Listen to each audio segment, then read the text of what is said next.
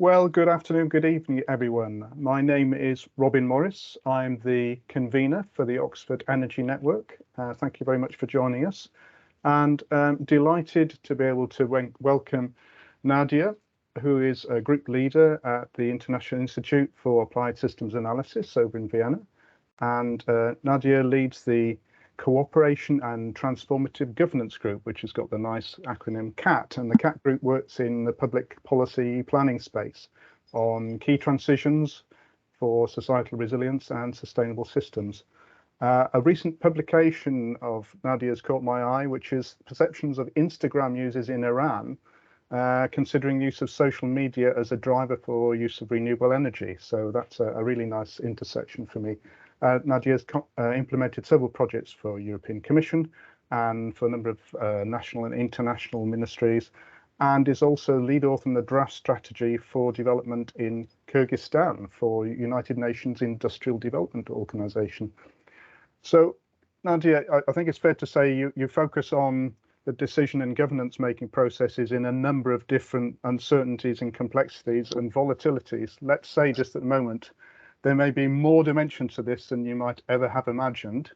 So I'm really interested to hear how people engaging locally can take control of governance and set a clear direction for energy policy. So please, I'd like to turn the floor over to you. Thank you very much. Thank you for your kind introduction. And dear organizers, thank you very much for invitation. This is a great pleasure for me to be here. And thank you for interest to our work and to research of our group. So my topic has the title Participatory Governance and Social Factors in Energy Transition. And I will be discussing here what we actually mean under participatory governance, how we researched this topic through various projects, so what kind of factors we found, and what are also social factors and why it is so important to address the social factors. Before I dive into the topic of energy transition, please allow me to introduce shortly our institute and our research group.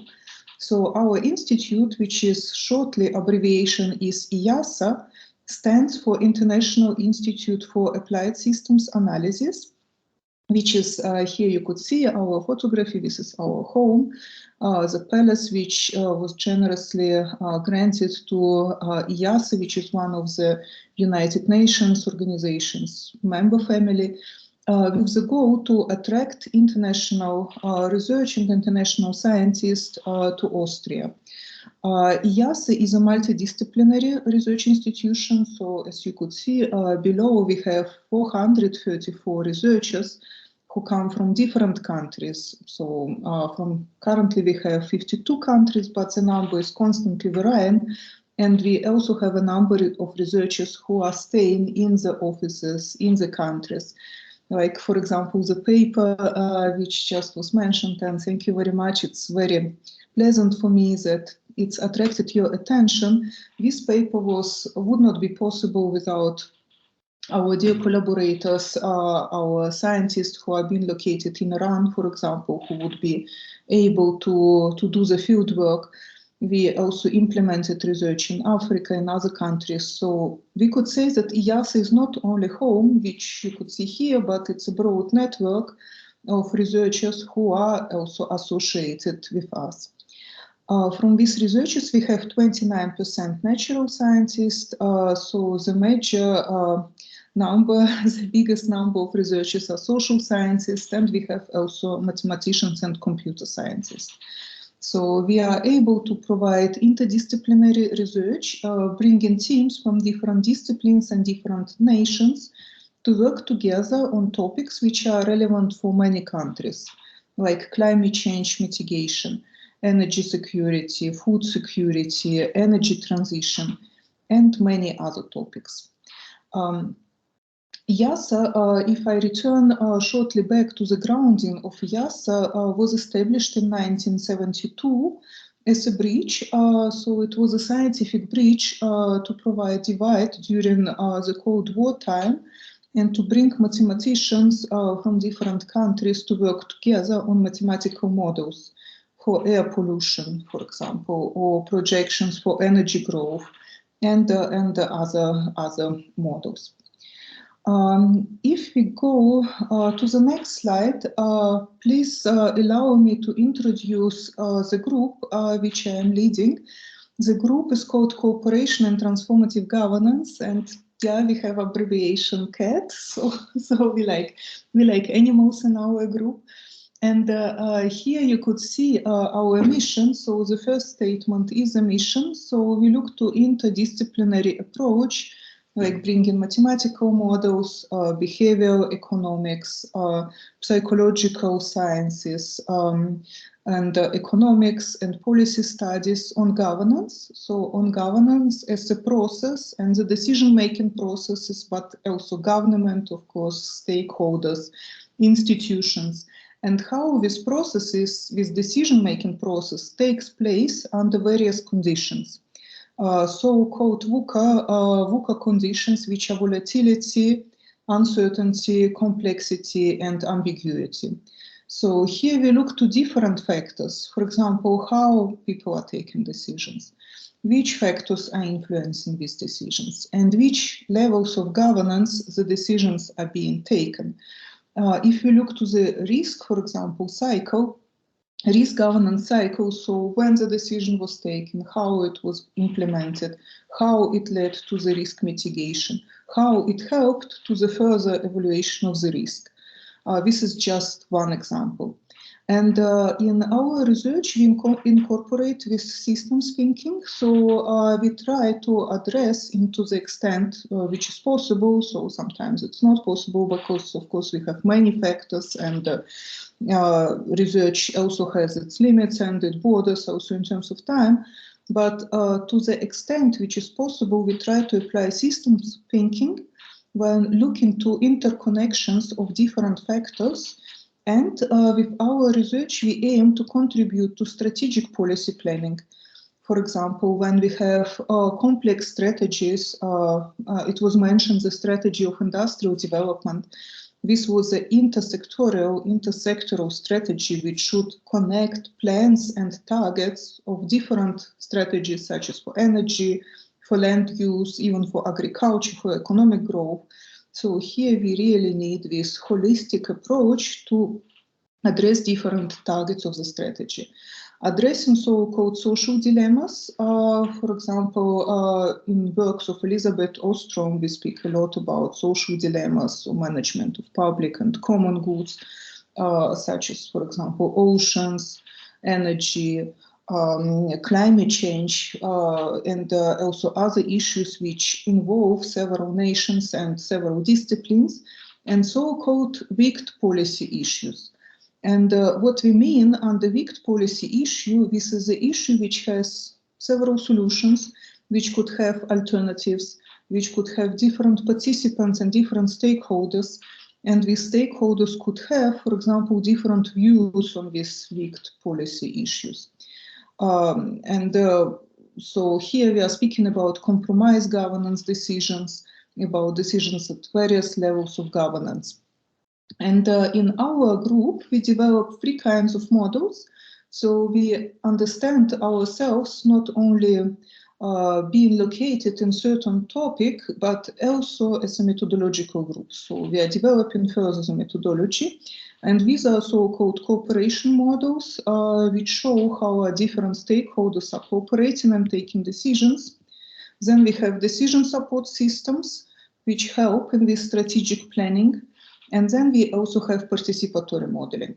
So this third group is also growing extensively, exactly considering these VUCA factors and the situation that quantitative data are not always available. So it has to be substituted or addressed by qualitative data, but also the issue of the need of compromise of different views, the need of participatory governance. And if you look to these models into more details, so cooperation models include different game theoretical models for public goods and management of common pool with real-world complexity. So here in these models, we are feeding bounded rationality, how people are taking decisions, what kind of biases, cognitive biases, behavioral biases are influencing their decision, social heterogeneity, understanding that stakeholders could have different views, like in the theory of, in the cultural theory, Mike Thompson, who was researching in this area for several years, he speaks about different rationalities, such as egalitarian, individualistic rationality, and how these rationalities are reflecting in the process of taking decisions. Cultural disposition, so we look at different societies, we look at energy transition, for example, in Morocco and in Austria, and we try to compare and understand how, for example, best practices could be transferred, or how governance models could be implemented, and institutional initiatives. Then the second group of models is decision support systems, which help to structure problems in the strategic planning. They help to prioritize criteria, to connect different drivers and criteria solicitations, which is necessary for systems approach. They help to select influences in the background or formulate strategic goals or most important drivers. And the third area is multi-criteria optimization, multi-criteria decision analysis, when, for example, a group of stakeholders is facing several alternatives and several possible criteria, and they have to take the decision based on prioritization, for example, of certain criteria. Or, for example, they have to plan for the budget, or they have to address different strategies, or in the risk mapping. So here the multi-criteria optimization could be applied. These methods could be also, here we could also add further systems mapping, and I will show a little bit more in details later on the methodology which we developed for water energy nexus planning, or for example, industrial development of Kyrgyzstan, where we connected with different methodological dots. And participatory scenario planning, when stakeholders are involved into different parts of scenario, into development of criteria, into development of input parameters. And here we speak not only about stakeholders, but what is also very interesting also for me, about local communities. So how communities are being included into these decision-making planning processes. So we apply this methodology to a broad range of topics where we see governance challenges, or where there are complex structures and dynamic evolutions. And here a number of projects where we had with application of our methodology, such as health-related issues. We just recently published research on COVID and COVID mitigation strategies, also addressing heterogeneity of views on risk mitigation, climate change mitigation and climate change adaptation, biodiversity, ecosystems. It's our core research topic, and here we also have energy transition, about which I'm going to talk now. Then we have societal transitions, which can be caused by technological innovations, but it could be also caused by new energy solutions or deployment of certain energy technologies at scale, like energy transition. Or it could be caused by industrial transformation and environmental changes. And the next area, which is also growing now significantly in terms of research and projects which we are implementing, is digitalization. So impact of digitalization on different areas. And here we talked also, the paper which was mentioned, we were speaking about usage of social media in terms of impacting awareness about energy transition. But we also have research about digitalization as a process and the drivers or risks of digitalization, implementation of the goals which are connected to digitalization. But now I think, yeah, it's enough about introduction of our institute and of our group. and please let me dive into the topic, into participatory governance of energy transition. And some people would ask, why do we need participatory governance, or why do we need to understand human factors? And indeed, this was a situation when we started our research. There were some very good meta-studies conducted, for example, by Professor Sovakul from the university in Denmark, which evaluated how much research is really being dedicated to social factors in comparison to technological and economic factors. And by that time, but yeah, it was of course some time ago, so almost a decade ago, he counted that only 3% of all studies which were published by Scopus were dedicated to the topic of social factors, such as willingness to use technology, public acceptance, willingness to engage and to participate in the decision-making process. So this was even not the topic yet at this time, but at least acceptance of human factors which are driving this acceptance.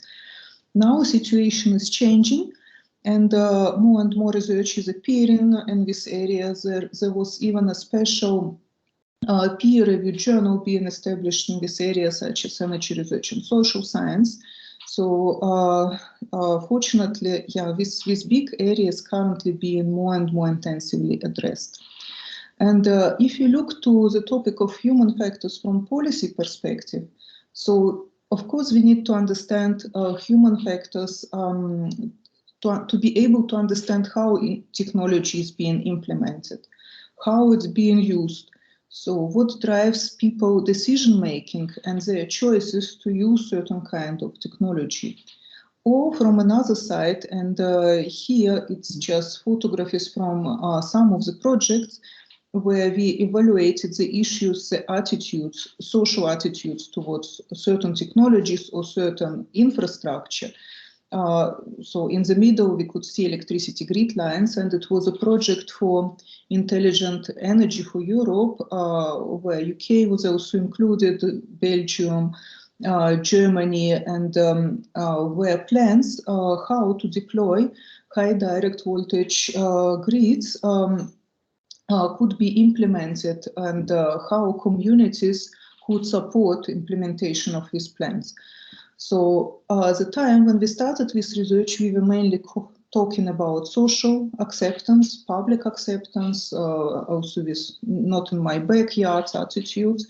Now discussion is turning more and more to participatory governance, to engagement, and even to polycentric governance in energy field.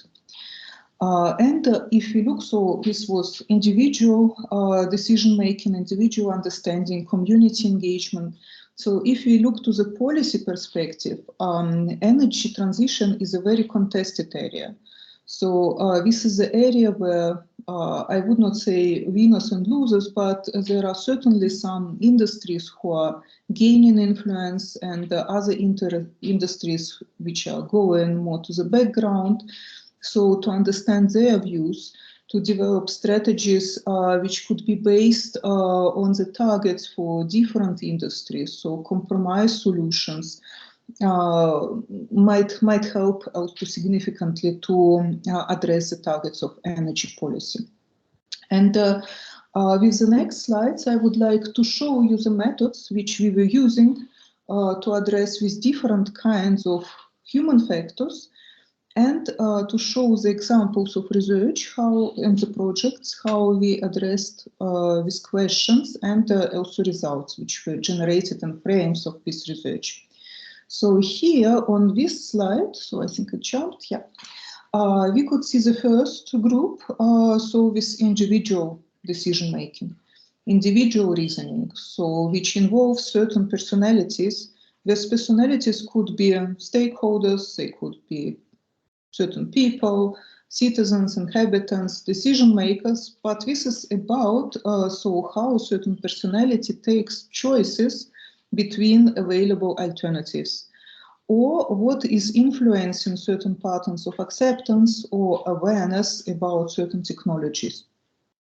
So here we could see that a lot of this research has its roots in behavioral economics, in various theories of planned behavior, social reasoning, of normal activation theory.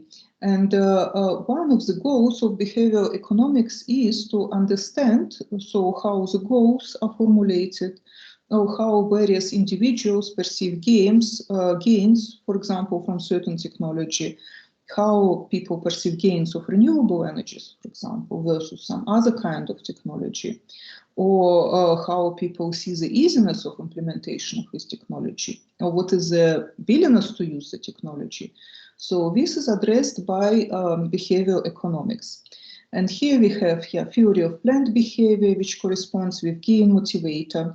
And here we have assumptions that people make decisions based on so-called economic rationality, understanding costs and benefits for different transitions. And in this area, we had different experiments, decision-making experiments on levelized cost of electricity, and various patterns which influence perceptions, and then the willingness of people to use certain technologies. Then we have norm activation theory, which is a normative nominator. So here we have moral evaluations, values, the co-production of values, which is also a very interesting topic also for me. And theories which are focused on the roles of feelings and hedonic goals. And here the social media is playing always a growing role, because if we take the framework, for example, of Kahneman in his book Think Fast, Think Slow, so how we address different factors, we could see that emotional factors, which are frequently being addressed by social media through different pictures, short text, text which are directed to emotions, they might have also strong impact on awareness and on the willingness to do certain action. Then we have next group of methods, which are methods for negotiations, contested policy issues. And here we have a number of them, so like we discuss about the usage of these methods, like a multi-criteria component, or such methods could be even used for compromise building exercise, for negotiations, creating a basis for awareness between different parties, but also identification of compromise solution. And this could be compiled by different methods of organization of stakeholder dialogue, such as decision-making experiments, games, different kinds of games where people could take positions of each other, and so on. And we have this policy strategic planning, where we have a combination of the different methods to arrive to participatory modeling and planning, and then to provide different policy planning documents.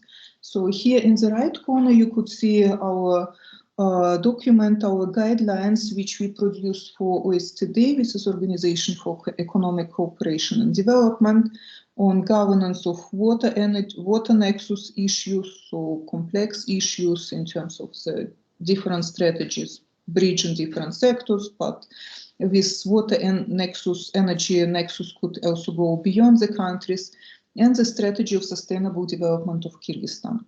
And you could see that such methodology is based on different steps, such as multi-criteria decision analysis, systems mapping, morphological analysis, then feeding to scenario planning, and providing robust decision making. So all this is needed to involve inputs from various stakeholders and from various social groups. So let me come back to the topic of the human and social factors, and I would like to show the methodology how we were mapping these factors and the variety of these factors according to the ladder of Einstein. This ladder was developed by Sherry Einstein already in 1969, and then was revised and applied in different kinds of research. And we also applied this ladder for the energy policy issues to understand how people are being involved into energy transition, but also to understand the variety of human and social factors. And here you could see that this ladder includes several steps. So the first, the lowest one, is so-called non-participation, when people are just being addressed as a subject of information. So different information is being provided to cue the risk perception, or even in the case to manipulate the public opinion, which is fortunately we did not see much in the projects which we evaluated. Then there is the next level, which is tokenism, when people are being consulted, they have a chance to provide information, to provide input, but there is no guarantee that this input will be addressed. So this is frequently like more one-way communication road. And then we have citizen power, which comes from the partnership with citizens to delegated power and even to citizen control. And here I would like later on to bring you some very interesting examples from Austria, where in frames of communities, community could decide on alternatives for energy transition. So if we look to this first number of factors, and I would like to highlight here that public acceptance is actually one of the lowest on the ladder of Einstein, and this was one of the first group of factors which is being researched, because public acceptance frequently means also sometimes passive attitude towards something which someone cannot change. Or it also means sometimes the absence of active protest, so it's also public acceptance. Frequently is being used in so-called NIMBY discussions, not in my backyard, when resistance of communities against planned energy infrastructure is being understood as some kind of attitude that people agree, for example, with energy transition in general, but they don't want to have infrastructure in their backyards. So all this is falling into category of public acceptance. And here we have different drivers. And I also would like to highlight, frequently we speak about public / social acceptance. So the difference in terms is public, it's all frequently communities, different social groups. Social acceptance is also almost a synonym, but could be also applied to stakeholders. So these terms could be used in parallel. And here we speak about these different factors which influence public acceptance. So information is an absolute basic. So if you don't have transparent, clear information, this frequently leads to the lack of acceptance. Then trust to information source, to project developers who are implementing energy transition projects, like building renewable energy infrastructure, is also a very important factor. Perception of socio-economic impacts, and we came a lot in our research across this factor. We did research for the European Commission and the number of national ministries in the Middle East and North African region, for example, where we were researching on the factors of public acceptance towards energy infrastructure, towards large-scale renewable energy sources, such as concentrating solar power. So the socio-economic impacts, they are perceptions how community understands the spread of benefits from different projects. So if, for example, concentrating solar power station CSP is being constructed in Morocco, and they are using the land of the community and the water of the community, but electricity is being used somewhere else. So here we could see the perception of the socio-economic impact that it's being spread between different levels. Or economic impacts, so how technology is influencing the environment in terms of water usage, in terms of land usage, is also a very important driver. And here I would like later on to show you the example of our research on social factors and perceptions of environmental impacts of renewable energies versus oil shale in Jordan, and show that there are some kind of factors which influence the water usage. So this was quite interesting finding for us. Distributive justice is connected very much to engagement and to perception, how people, if they felt that the community was involved, if they felt that they were asked, that they could provide their input. And here we could frequently have so-called participatory paradox, which means that when we ask community too early about the infrastructure projects such as renewable energy, so electricity grids, there is not yet much interest because people don't believe that infrastructure is being constructed. If we ask too late, then they say, yeah, we were not engaged, and this creates already also the lack of trust. So finding this ideal point, so-called ideal, to the extent which is possible, it's a very, very important issue. So if we speak about drivers of public acceptance, and I would like to show you 3 projects which were implemented. 2 of them were implemented in Germany. This TenneT in the middle was implementing so-called SüdLink, or South Link in English, and this South Link was a high HVDC electricity grids which had to connect the north of Germany to the south. So the north, where we have large offshore wind parks, to the big electricity consumption centers in Bavaria. 50 Hertz, it's also a project in Germany. Then we had Elia, which was constructing underground cable in Belgium, and this cable should then make a NEMO link connection with national grid going to UK. And when we started with these projects, there were many protests, especially in the case of TenneT, of his high HVDC grids. So across along the corridor, there were 33 communities, and in all communities there was quite active protest about it. And we were testing methodology, so this was a very lucky coincidence of the project when we were working together with the TSOs, with TenneT themselves, but also with NGOs. So jointly, we could produce the action plan of dealing with public acceptance, and then evaluate implementation of this plan and see how different measures foreseen in the plan influenced public acceptance. Another project which shows also the drivers of public acceptance, it's acceptance of new technologies. So-called technologies which could be connected with some kind of dread risk, certain risk perceptions such as carbon capture and storage. And we were working in 3 countries, in Germany, Norway and Finland, while using the methodology of discourse analysis, trying to understand different discourses about CCS in these 3 countries, and how the risks are being perceived in frames of these discourses, and then, based on this understanding, to implement policy recommendations.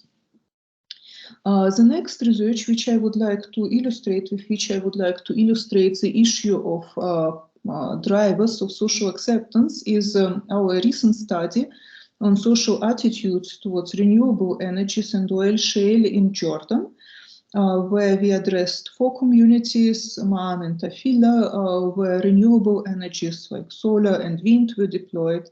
Atarat, where a large shale oil power station was deployed, in Lajun, where shale oil had to be extracted. And we looked to different factors which influence social attitudes. And to our big surprise, we found also such drivers. For example, the perception that oil shale could positively contribute to the water usage and availability of water was so surprising to us that we decided to dig deeper into this factor and try to understand what actually forms this perception. And we identified that social media and discourses in social media are playing a very important and large role here. If I move further to the next group of factors, participation and engagement, I would like to address here the link between awareness So if we speak about public acceptance, this is very much the factors of awareness. But as we also were talking before, it could be also passive attitude. So even if people are aware, for example, about the need of climate change mitigation or energy transition, they might not be willing to do much because of the number of factors, such as changes in daily routines, willingness to pay for technologies, willingness to use for technologies, behavioral drivers or behavioral change. And this group of factors is addressing exactly the factors which I'm calling moving from awareness to action. So what motivates the action of people? And then the next one is engagement. So engaging into decision-making processes on energy transition, or engaging in financing of the projects of energy transition, so-called crowd-financing. They are also addressed in this category here. So if you look to this number of factors, as was mentioned also earlier, willingness to use various technologies is a very important factor. What we frequently were facing in our research is that people are aware about renewable energies. For example, this was a research which we did in Iran, trying to understand what motivates people to use solar technologies. So they are aware about the need of climate change motivation, but then they are not really willing to use these technologies. And there is a number of factors which influences this willingness to use. And among them, for example, perception of easiness to use the technology, availability of the market, and so on. Then we also have here willingness to pay for various technological options. And this research was done in the period when renewable energy still had some span ahead to address in comparison to fossil fuels. Now, during the last years, as we see considerable drop in PV technologies, for example, this question is being less frequently addressed. Then the next group of factors is a co-funding or crowdfunding of energy transition. So how human factors could be addressed to provide these new financial schemes. And engagement and participation into decision-making processes or even polycentric forms of governance through decentralized energy generation, various energy cooperatives, energy communities, which are being, for example, deployed extensively currently in Austria, and even co-creation of values, for example, in energy transition or of policy solutions. So if we speak about moving from awareness to action, and this is the results of our research. So we actually published several papers on Iran, on energy transition in Iran. And here you could see different drivers from the theory of planned behavior and how they influence intention to use renewable energy. So like the moral norm and then attitude or subjective norms or self-identity in the framework of prioritization from various alternatives. Then looking to different research which we conducted in Jordan, in Morocco, in Iran, in Austria, Germany, and other countries, we developed a framework for community engagement and attitude cycle, which brings together these different elements.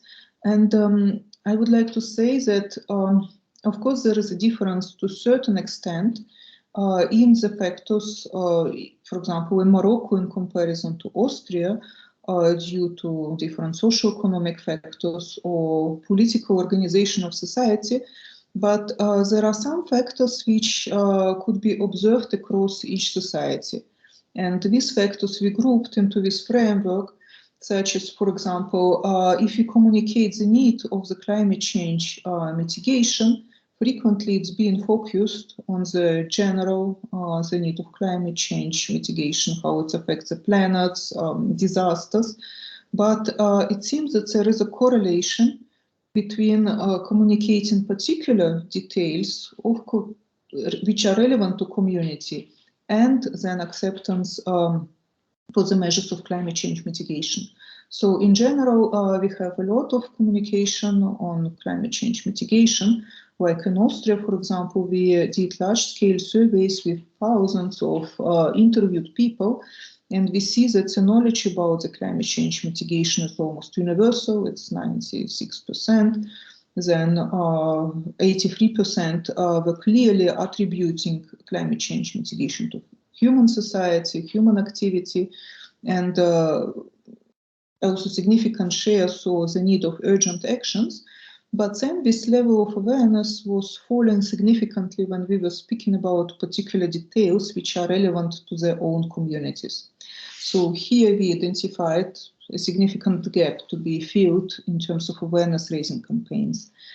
Then from prioritization decision-making experiments, we also identified that communicating global versus local level impacts might have a higher impact, or addressing specific social groups and their needs.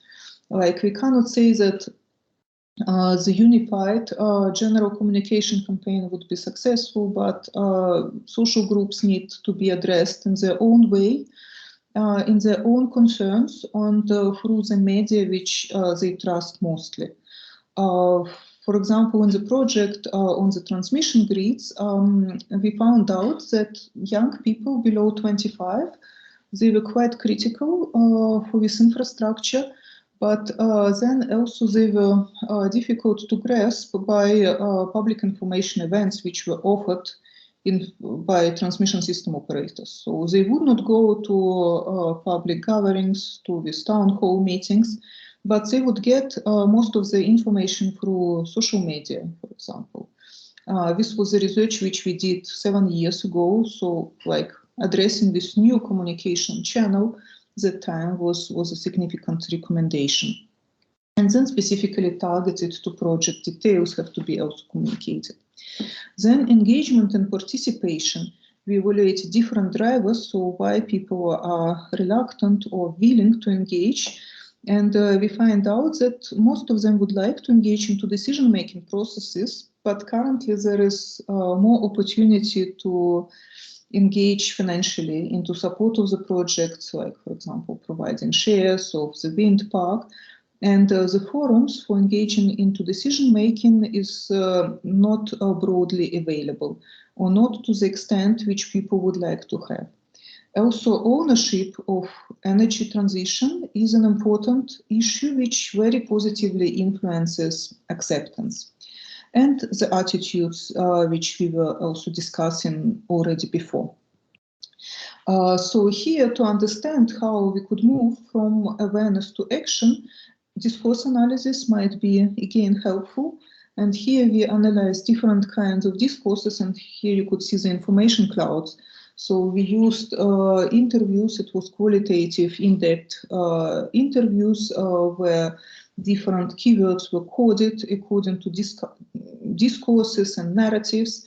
And some certain words, like if, for example, more hierarchical discourse was present in the community, then they would see a certain type and certain kind of implementation of energy, climate change mitigation energy targets. And now, and I think I spoke already too much. Sorry if I would overtake a little bit my time. So I just would like to move to the compromise policy solutions and show different frameworks. So this framework which we developed for Nepal, addressing the issues of deployment of hydropower and different criteria which have to be addressed. So here you could see the entire multi-criteria decision-making and prioritization, how objectives were identified, criteria, different alternatives, then through decision matrix, and then finally leading to decision. And I would like to say why we need MCDA, because it helps to break complex decisions into certain parts of the process. It increases transparency, of course, during these different parts, how the decision was taken. But also because for complex policy problems, frequently the stakeholders or decision makers are not really aware of themselves about their choices. So like going back the process and identifying criteria, trying to understand what this criteria means in terms of choices, might also help for them not only to select alternative, but also to raise awareness about what their choices mean in terms of available alternatives. And please allow me to show one project which we implemented for the German Ministry of Cooperation with the focus on the MENA region. And the aim of this project was to understand how decision makers would address different technologies and which criteria would really matter for them in terms of deployment of renewable energies, fossil fuels, such as oil, coal, and gas, and also shale oil for certain countries, and nuclear. And then to provide input to the national strategies, energy strategies. So the methodology was also formed through several stakeholder workshops, participation of stakeholders, and the first preparatory phase, selection of criteria, identification, calculation, identification of stakeholders, and inviting the, I would not say the right stakeholders, but relevant stakeholders from different groups, so was one of the most important parts of the process. And here you could see different criteria which were developed for energy transition, which have local conflict sensitivity, such as impact on environment, for example, or usage of water by concentrating solar power, and the contribution to national energy and development objectives. And we could see, so in this project, different groups were addressed. And through our methodology, we worked first separately with each group of stakeholders, and then we had compromise building decision-making experiments, workshops where representatives of these different communities were coming together and with the target to identify one policy solution. And we had young leaders, national NGOs, local communities, academia, finance and industry, policymakers at local and national level, and the final compromise exercise when they came together. And you could see that on some of the criteria, their opinion was almost polarized. So if you speak about electricity generation technology, like for example, electricity system costs was very important for almost each group of stakeholders. So with red, it's a high importance. But at the same time, like, for example, some other criteria had lowest importance, but this was not across all groups of stakeholders. And I will show you at the next slide the development of negotiations and how with our tools we could see which criteria were the most intensively debated and where there was the biggest conflict in opinion between different groups. Like this one was the debate and the stakeholder interactions were organized in a form of a game of negotiations, first so-called CIMOS negotiations, when different groups of stakeholders could not talk to each other, and then they had to convince each other, and they had to make their moves, so to play in a game, what kind of criteria, so if you move the criteria as the most important or as the least important. And you could see that for some criteria, like safety, we had a huge conflict in opinions, or for example, water was also quite intensively discussed criteria. And this is how finally the results looked like. They were based on Decide IT, so software which was developed by the University of Stockholm, who are cooperation partners with us, to map these choices into mathematical model and to show what, for example, different criteria mean in terms of alternatives. So here we could say that utility PV is the best option for participating people, and that it's better than concentrating solar power. And on the side, we could see which criteria really played a role for this solution. So if it was a cost, or if it was a safety. So the issue of this methodology is that the criteria which is the most important for the group of stakeholders would then lead to the choice for this technology. And here, while implementing this methodology, we were facing sometimes with very interesting results, like we were conducting participatory modeling, we were modeling the results, we were showing it to stakeholders, and then it was like a very big surprise. Like people were saying, for example, we would never prefer certain kind of technology, but then we would say, if you would like to have this criteria, then this would be the certain technology for you, the best suitable. And then they came back and were making their choices again. Yeah, but I think with this I would wrap up with this. So I just would leave here with my contact information, and I would be happy to address your questions. And thank you very much for your attention. Well, thank you very much, and please accept a virtual round of applause from everyone joining online. Yeah, sorry to bring things to a close there, but what I found very interesting was a case in the United Kingdom where maybe onshore wind is accepted by a lot of people in the community if there's a community benefit, but there's always a proportion of people who I think in general are opposed to anything. But if you have a priority list, you have to say, choose between a number of different options. That is a way of forcing some ranking or prioritization. So I like the idea that you can't just have a do nothing option on the basis that some change might need to happen. So that's not a question. I'm just saying if people would like to place a question, perhaps you could use your hand in the chat, and then Anne will be able to enable your camera and microphone for you to be able to ask a question. Thanks, Bob. I've just allowed the mics and camera for people to come online as you select them, okay? Thank you. So if anyone has a question, please.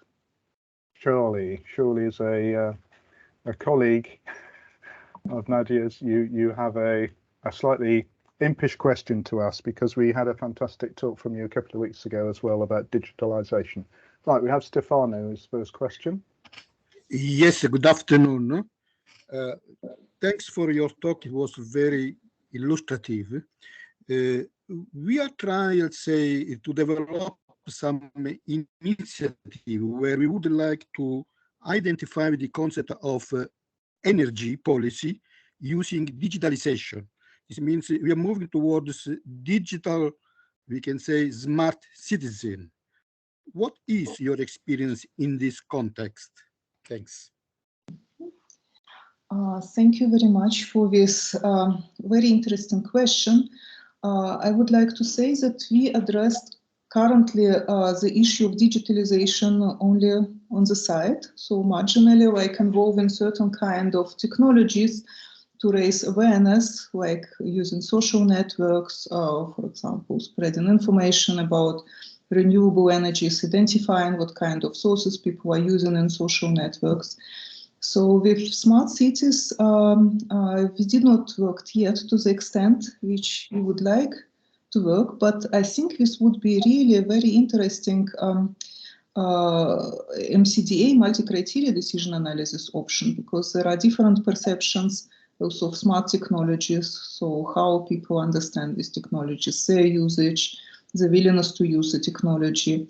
Yeah, but here I think I could provide more general question, but really would like to dig deeper into this question and to understand the patterns, so how people see really digitalization in energy policy. Thank you. Thank you. Can I ask a question about if there is a scope for agencies or government to provide basic level information? You asked about public acceptance. If there are some future decisions to be made, the timing is not right, but to ready people to know that decisions will be coming, rather than leaving it to the hands of the developer or the industry or the particular interested party, is there some scope to pre-warn people, such as the energy transition? We will need to make choices. Have you any experience of that as a question? Yes, and thank you very much. In Intelligent Energy for Europe project, we evaluated different communication campaigns and providing information to citizens. And here I would say that the format and the trusted channel of information is very important. And we find out that, for example, local media, if the government is communicating through local media, have a higher level of trust than the national media. That people also in general, if we look to different sources of information, I could say in example of Jordan, for example, they would trust in government stronger than project developers, and scientists stronger than government and stronger than NGOs, because they saw them as some kind of independent source of information. But another problem was here that scientists were not always understood. So addressing this science to policy communication was an important issue. Speaking about participatory paradox and what time is important. So in our experience, as soon as there are plans, like for example, in the case of Belgium, there was a plan to construct underground cable between communities. So these plans have to be announced, and people have to have chance to participate in the discussions. And I would say that the governments, they made it in a very nice format. So personal communication is always preferred versus printed materials. This is what we saw. And round tables where they could see the maps, the alternatives. And if we look to the energy transition as a process, so there are some areas where engagement currently is difficult, like questions of national security, for example, which are taken at the national level, but specific peculiarities of the projects, like for example, the alternatives for the routes, and even, for example, in some cases, like moving the electricity grids like 2 kilometers apart from the community, had very positive role on the acceptance. So this could be discussed, and at the same time, so if there are some, I would not say rumors, but some information going through social media that there is some kind of the project in the community, but there is no official information, so government is not informing inhabitants. This can create very negative impacts on trust. So yeah, informing people is very, very important, maybe having also some kind of focal point of somebody who could constantly be with people, addressing their comments, addressing their concerns, showed for us to be important across all projects which we implemented. Oh, that's really helpful. Thank you. I see that Charlie Wilson has his hand up. Charlie, do you want to turn on your just camera? Before Charlie does that, Nadia, may I ask you just to stop sharing, please? Then we can see a full picture. Thank you. Yes, so yeah, I think it's stopped now. Yeah. Yes, thank you. Charlie, Thank you. to you. Hi there. Yeah, thank you for a fascinating talk. So many different methods, and it was making me think whether when you're applying these methods in all the various pieces of work you've done in different countries, do you see them as being more about kind of finding out about what, providing an opportunity to find out what people think, so they're kind of revelatory, or are they more about providing a sort of a structured process in order to help people work out what they think, so they're sort of facilitative, in that people might not necessarily have preordained thoughts about, you know, whatever, concentrating solar power or whatever it is that you're looking at. And then kind of a sort of a related question is whether there are contexts in which it actually doesn't work having these very structured participatory approaches. For example, it might lead to value polarization as a result of you having revealed sort of differences between stakeholders, or whether you always think there's some value or some benefit ultimately in the participatory processes that you use. Yeah, that's really a very good question, and I would say that if we speak about energy policy, we are trying more the second pathway. So we are really trying to understand what people think in terms of their choices and criteria, what are important for them, but also finding out so what kind of choices and factors are leading to these decisions. So like raising awareness of people in themselves and their own positions and positions of the counterpart. And what you mentioned that the result is not always possible. Yeah, this is certainly true. So this should be open and participatory approach, because otherwise, if it's not, then we speak about some kind of public opinion engineering, which we are not really doing. But then we could have parallel products, like establishing of this participatory group. So it could be from the point of view of the governance, or what we are working now on, it's establishment of governance water energy nexus mechanism between different ministries and Jordan, for example, and it's quite difficult. And there we have MCDA as a basis for discussion, to bring the stakeholders, to make them to exchange their opinions, to make them better to understand what matter, for example, at the local level of governance. So then we are not really channeling towards a certain decision, but the process itself, so this negotiation process is an extremely important, especially, and what we see for some countries with just some few opportunities to bring local level communities into the decision-making processes. So to hear to them, also like giving them equal voice in this decision-making process. Yeah.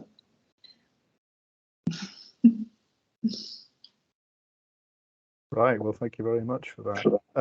Can I ask a question about the different cultural settings you've had, whether the idea of fair distribution and the fact that you shouldn't have people losing out locally, is that a common trait even across different cultures as a motivating factor? Yes, we were working in different governance systems which are marked by different degrees of centralization of decision-making processes. And even where some certain decisions even are baked by such drivers as religion, which are fixing some certain distribution of power between levels of governance. So, but even there, we just recently published a paper in the third quarterly. I don't like this title of the peer-reviewed journal, Third World Quarterly, but it's used to be like this about Morocco. And about this participatory process in energy transition as some kind of a way which opens the gate for the door for the young community, for young people, for communities to debate about their needs. So even if we don't arrive to the solution, even if in some countries which are not so democratic ones, I would say, solution would be taken into top-down in some kind of decide, announce, defend model, that or whatever. So, but still, if we have a process, we could contribute. So creating maybe the first condition of debating, creating an attitude of hearing to each other. And at the same time, in some countries, we observe the governance models, like in Austria, the model which we evaluated recently, it was fully empowering people into taking decisions on energy transition when the ministry was deciding that, for example, they have certain budget for this year to be spent on energy transition. And then in the regions in Austria, there were so-called energy groups. And these energy groups could then come together, so everybody could join who is interested, and then they could debate on the most preferable solution. So what they would like to have, would they like to have electricity, e-mobility, for example, would they like to have more awareness-raising events or whatever, and then it was going back to the national level, and their attitudes were addressed. And we also observed, I'm sorry, some phone call here came here, that this created the feeling of ownership, and the ownership in energy transition had a very positive role. That, for example, in some Austrian communities, we are speaking now about complete reliance on renewable energies. So people were eager to support it. And we were evaluating two communities, the city of Güssing, where this energy independence based on local resources on renewable energies was more top-down, baked by subsidies from the federal level government, and other communities. And Güssing, for example, the major lost the election, so who was driving this energy transition, because it was not enjoying so broad support, but other regions which managed to create organizational structures and to bring citizens that they could participate in either way. So they could finance it, they could discuss on this, they could provide rooftops for PV, so they felt themselves being engaged and addressed. So this had a very, very positive impact on the willingness and on energy transition. Very interesting. In my personal experience, small experience in local energy schemes, the ability to become involved beyond just an investor, because not everyone has that as a capability, seemed to be a really important motivating factor, be it the design or being a user or lending something towards something that became a local resource. I see we've got another question from Sumeda. Do you want to turn on your camera? Yeah, sorry, I can't switch on my camera for some reason. I don't No think problem. That's fine. But if you can hear me well, I just had a question about the positionality of the researchers in case of participatory modeling or research. So is there a risk of researcher bias in terms of, selecting or, sort of inviting the correct stakeholders or representative set of stakeholders?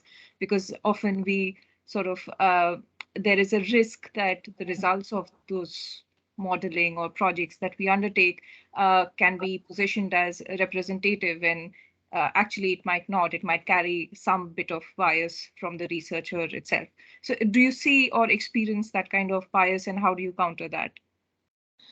Yes, you are raising a very, very good question. So, of course, we are all humans, and we have certain views on the projects and certain lenses, so to say, how we look to the problem, and conducting interviews or other qualitative methods of research could be always influenced by some kind of bias. But if you speak about policy processes, and especially processes which are about contested issues, such as the government, which is taking then the decision if they go to satisfy the electricity needs by a certain kind of technology, they have to be organized based on participatory process, which is very transparent. That is why, for example, in Jordan, just to organize the participatory process itself took us 1 year. So that each stakeholder had to be identified. So it has to be argued, it has to be discussed. So it should be very, very transparent. And here we are facing, at the same time, with two challenges. So sometimes for contested issues, we have Chatham House rules, where anonymity for people are granted, but at another time, we have to be transparent about participants in the process. So this is the methodology, the trade-off which has to be addressed. And that is why the project teams are so important. So the principles of many eyes, so to say, and selections of these stakeholders, because we also were observing some cases and like involving some kind of maybe not even lobbying, but trying to influence the results. So this should not happen. That is why the consortium is extremely important.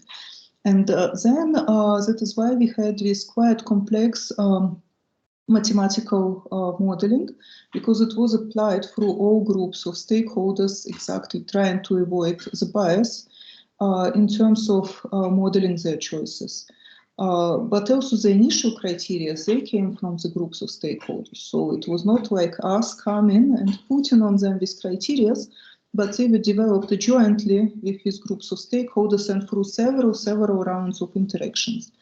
That is why I would say that participatory processes, they are sometimes quite extensive, because you have to organize many rounds of the workshops exactly to be able to avoid biases. You have to address stakeholders through different means of stakeholder dialogue with interviews, but also games, decision-making experiments. And also because any participatory process could be a surprise. So we are all human beings. So any kinds of issues could appear.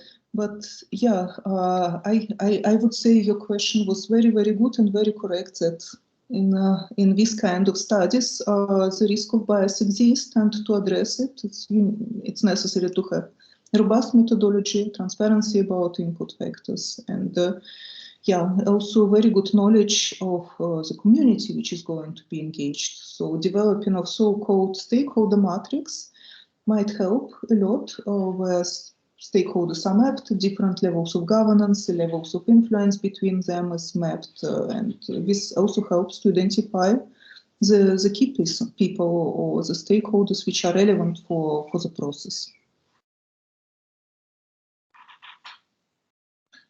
Okay. Well, I don't see any further questions. We'll just hold on for a few more moments, but I think that's, for me, been a really helpful tour of what you've convinced me needs to be properly resourced. It sounds like if you cut the corner, you can come up with an answer, but there's no really justified process to come to the answer unless you do a consistent and well thought out process. I don't know whether that makes the case for more support for the kind of work you're doing, but certainly convinced me that that's the right kind of thing that we should be seeing in this country as well as abroad. So thank you very much again, Nadia, for your excellent talk this evening. And I think you've seen the level of response you've obtained from the audience. They've been very engaged with what you had to say. Thanks again. Thank you very much for this very inspiring discussion, which made me also think further about further research questions. So it was very, very inspiring for me. Thank you a lot. So a brief advert now. There's no Oxford Energy Seminar next week. The Climate Research Network and Oxford Martin School are co-hosting a panel of IPCC Workgroup 2 report authors on the topic of adaptation limits. And then the following week, we're going to be pleased to be in cooperation with the Oxford India Centre in a guest lecture led by the Department of International Development here at Oxford. And Narasimha Rao from Yale will be speaking on how ending poverty will impact on climate change. And this will be an in-person lecture, and it will be taking place unusually on the Monday, the 16th of May at the Martin School, also available online if you can't make it. And finally, may I just draw your attention to the Royal Society event on the 12th of May, led by Peter Bruce, which is investigating the decarbonisation of electricity supply and transport. And it's possible to sign up for remote participation. So I think that's the end of the advert. Thank you again very much for joining us and for giving up your evening. We very much appreciate it. And have a good evening, everybody. Good evening. Thank you, Nadia. And good evening to everybody. Thank you very much. Thank you.